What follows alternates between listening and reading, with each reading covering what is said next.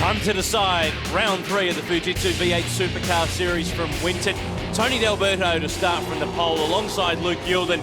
He's winning race 2, puts him up on the front row. Andrew Thompson off the third row to the grid will want to fight back and get up the front with those guys. Adam Sharp, the Englishman, to start from row 5 alongside Michael Caruso. Tim Slade has been pretty consistent this weekend, and Jonathan Webb has some work to do from 16th. 20th will be Brett Hobson and the Sydney Star team having a horror weekend this weekend. Ashley Cooper, Brett's teammate, lost an engine before the weekend even got started. Yeah, real shame for last year's Rookie of the Year in the V8 Utes. Daniel Elliott filling in again for Grant Denyer in the second of the Ford Rising Stars Falcons, and Wayne Wakefield back in the series this weekend. A new BA Falcon coming for him for the next round, but he's got a bit of work to do in this third and final race. Yeah, I know, but then 4 characters, nothing better to do on a Sunday afternoon than watch the Fujitsu race. Stephen Johnson, Will Davison, Jamie Whincup and Craig Lowndes. Their work is done for the day at Winton, but it's not quite done for these guys. Race 3 of the Fujitsu V8 Supercar Series. Tony D'Alberto and Luke Youlden. Youlden gets the initial jump, but it's Tony D'Alberto who gets that run through second and third gear. Yeah, D'Alberto in the second phase of the start there, much better, and got the clean run down to turn 1. We'll see how they all go through this funnel effect at turn 1. A couple of touching, and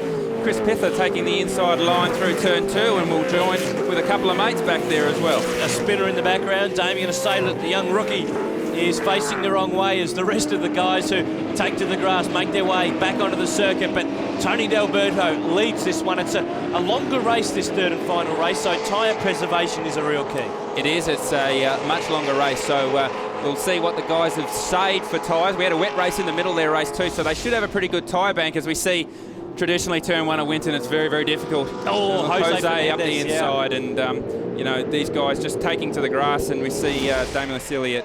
Around he goes. Sometimes being on the outside is a safe bet, but it isn't if there's a car firing up the inside. Yeah, you just have no option but to go across the grass. But we see here Tony D'Alberto out in front, got a clean gap behind him. Actually, a very big gap for early in the race. Luke Youlden in second, and Kane Scott third. I guess an issue in this race being on a dry track now. Luke Youlden's car doesn't have the sort of speed of the company he's keeping. So this is important for D'Alberto. If Luke Youlden can bank up Kane Scott and Andrew Thompson, he can skip away to a pretty decent buffer. And D'Alberto tests at Winton as well, so he'll know what balance the car has, and he'll just be pushing on. Whereas these guys, they'll be finding their way a little bit because it's rained, the track's dried out again. Thompson up the inside. We saw Kane Scott in the middle of turn 11 just get a little sideways, and again at 12 leaves himself exposed to Marcus Sakanovic, but Thompson straight up the inside. Turn 12 is only a passing place.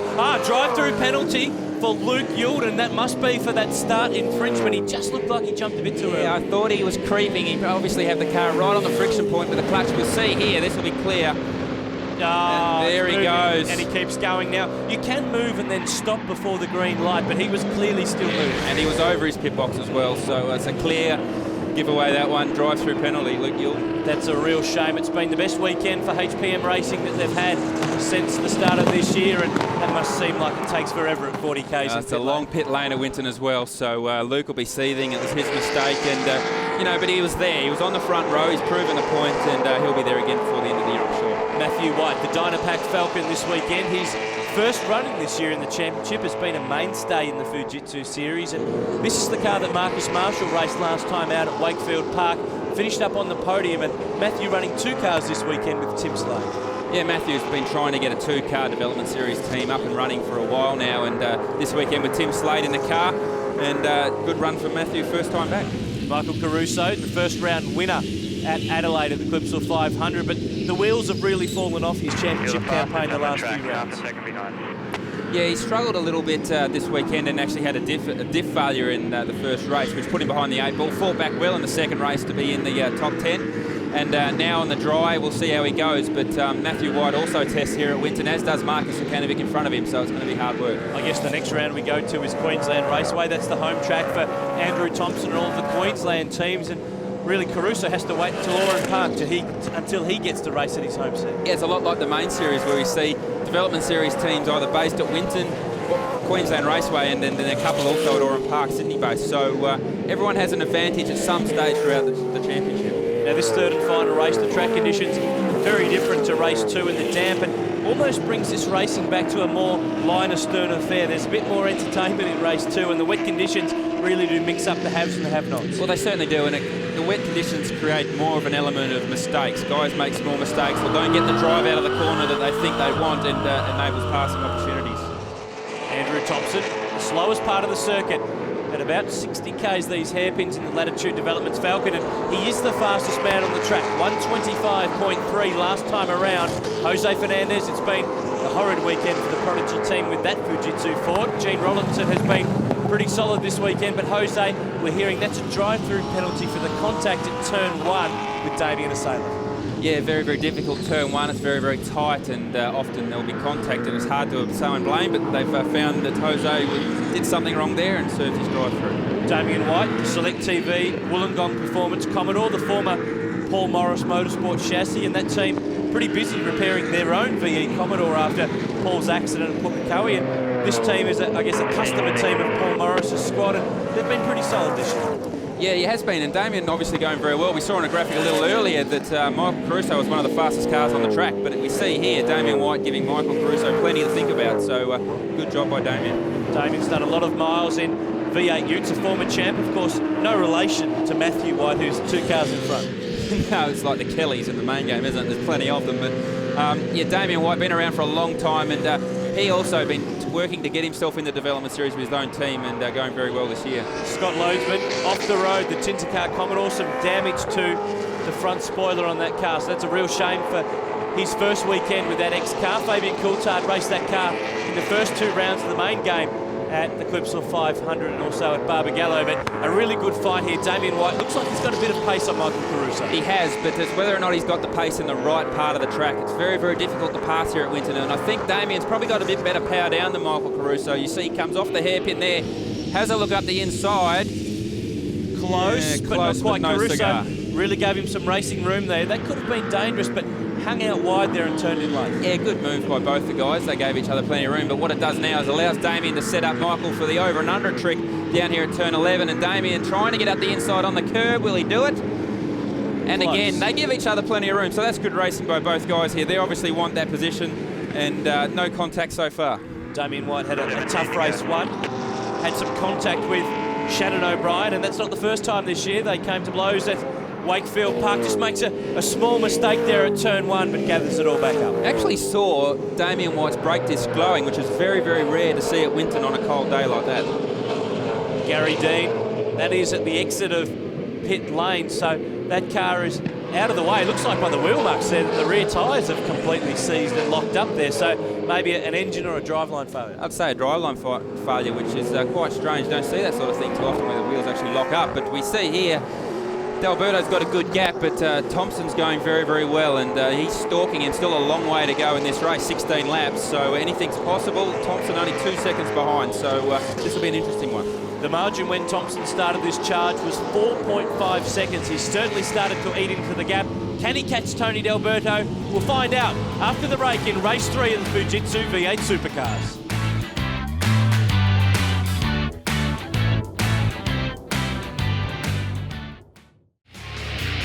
Back at Winton in race 3 of the Fujitsu V8 Supercars, and Garth, game over for Jonathan Webb.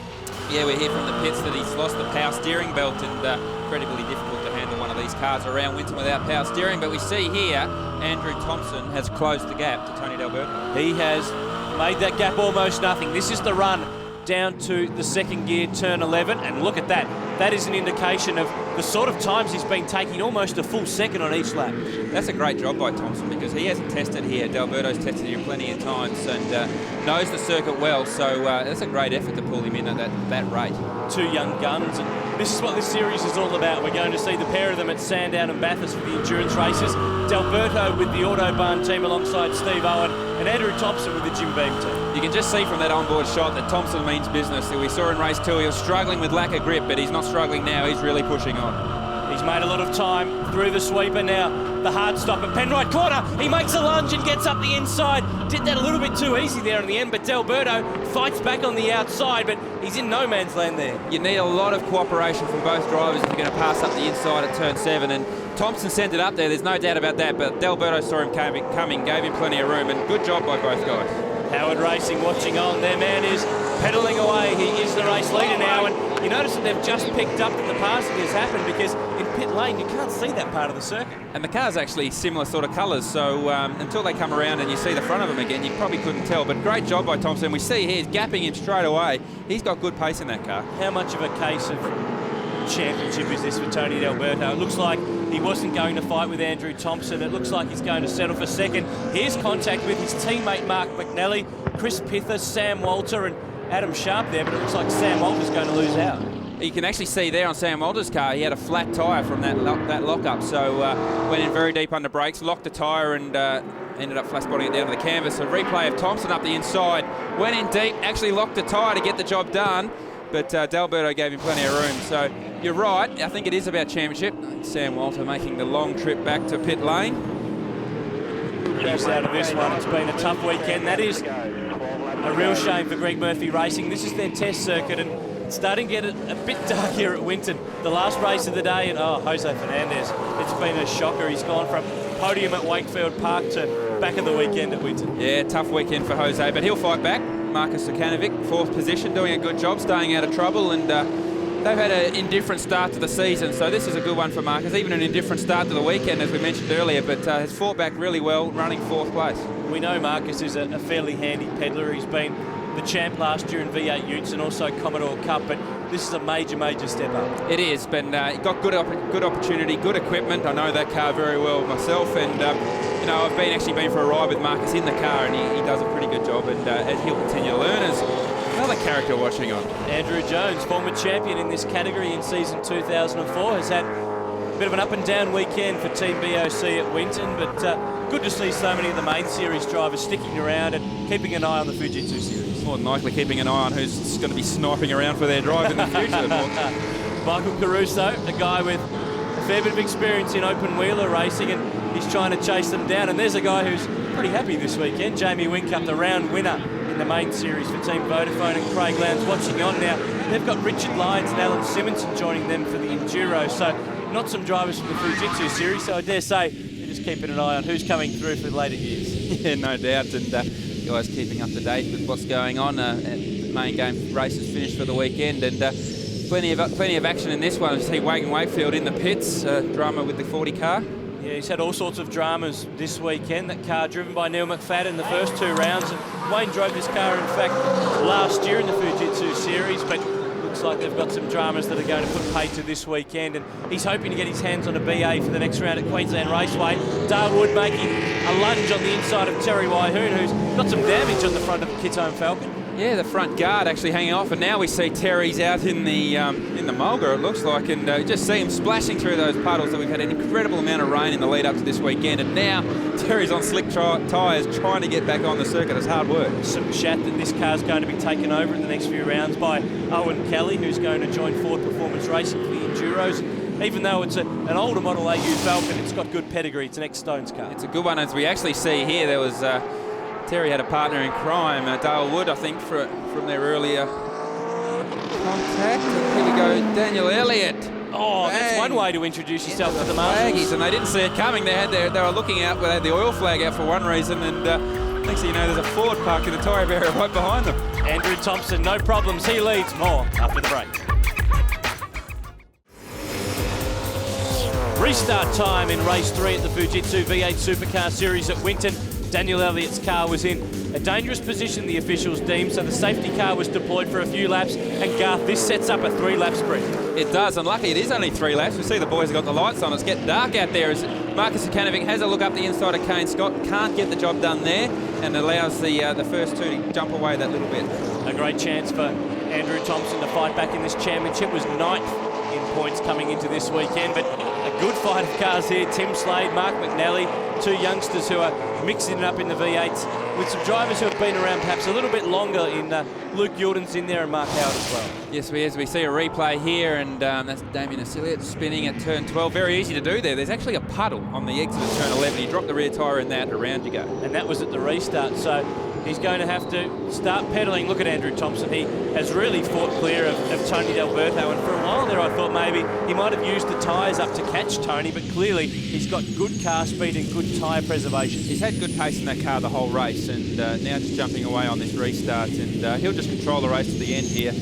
You know, once you get that 1 second buffer, which he has, it's very, very difficult to close it in, especially only with 2 laps to go.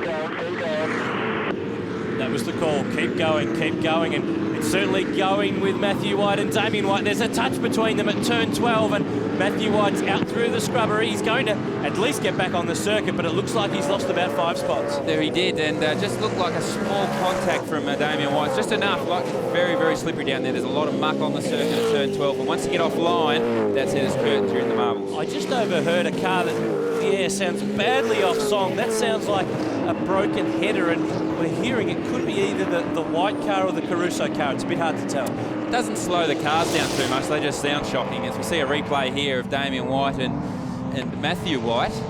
It's just small contact, and we saw Matthew White just get a little sideways and off into the marbles, and then that's it. Once you're on the mud, we saw earlier with Terry Wyoon how slippery it is, and we actually see another one go off as well. Cedars car into the marbles a little bit further this time. Yeah, Colin Cedars was just back behind Matthew White, ended up dropping off on the dirt. It's been a tough weekend for that team. His brother David Cedars qualified 10th, but then some engine dramas have put him out for the weekend. But they're racing towards the checkered flag in race 3, round 3 of the Fujitsu V8 Supercar Series. And if Tony D'Alberto can hold station there in second, that's good enough to clinch his second round win ever, and 2 in a row. Yeah, good start to the year for Tony, and he would have identified Andrew Thompson as his main threat for this year's championship, along with Michael Caruso. And you know, Thompson's got a few points back on him in a couple of races this weekend, but it's all about consistency, this point score. You need to be finishing races and finishing up the front, and that's what Tony's doing. Michael Caruso has been linked to a couple of different V8 Supercar teams for the endurance races. Had a test with Ford Performance Racing, but missed out on getting the drive there. Damien White makes a mistake at turn 1. He's certainly vulnerable still, and exit oversteer on the exit of turn 2. He's really struggling. It's late in the race. I dare say Damien's tyres have gone. We saw earlier on he was pushing very, very hard to actually get past Michael Caruso. So those two have swapped spots, and now Michael Caruso wants it back. And that's allowed Shannon O'Brien in that blue number 45 and silver car to just close up on these duo, but he hasn't got much time left to do too much about them. Yeah, I dare say final lap, that'll be a very, very wide black Select TV car. Shannon O'Brien with the lights on, starting to menace, gets a run on Michael Caruso on the exit of Penrite corner. And if you can hang that line around the outside, you're on the inside for the next hairpin, but it's a pretty brave driver who stays there. Can't get it done there. Caruso actually just got a little close to the back of Damien White's car, had to grab the brake and just ran wide, allowed O'Brien the opportunity, and I dare say he won't make that mistake again for the remainder of this lap.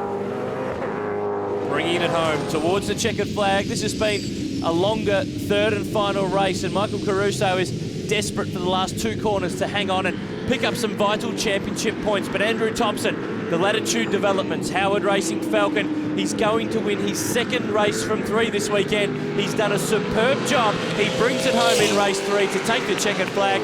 Tony D'Alberto home in 2nd and wins the round.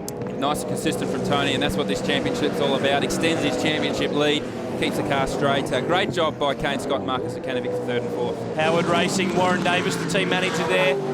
Congratulations all round. Jamie Wadham, the race engineer. It's been a great weekend. They take race 3 from Tony D'Alberto. Kane Scott, 3rd for the weekend, puts him 3rd on the podium. Good job by Kane, and see a couple of guys we don't normally see in the top 10. Good effort by them. But to the winner go the spoils. Tony D'Alberto, the winner for the 2nd round in succession. He now leads the championship by an extended margin. It's 181 points back to Michael Caruso on 122. Jonathan Webb in 3rd, Kane Scott jumps to 4th, and Andrew Thompson now launches his way into the top 5. Yeah, the championship's sort of taken care of itself a little bit. Like, if I can keep getting results like this, then I'm sure we'll be up there somewhere at the end of the year. Well, Tony D'Alberto wins his 2nd round in a row. He's certainly on fire in the Fujitsu V8 Supercar Series. That wraps things up from round 3 at Winton Motor Raceway. The next time these cars are on track, it's a bit of a gap till round 4. Queensland Raceway, July 20 to 22. They'll support the main V8 series. V8 Extra next Saturday at 1 p.m. A full review of Winton, Neil Kearney's day at the races, a Bathurst memory, and we catch up with Jason Richards. The Carrera Cup next Saturday at 1:30 p.m. That's round 2 highlights from Winton Motor Raceway in Victoria. And the big boys, the V8 Supercars are back. The Queen's Birthday weekend at Eastern Creek Raceway, June 9 to 11. That's it for the Fujitsu V8 Supercars from round 3. On behalf of Garth Tander, I'm Aaron Noonan. We'll see you next time.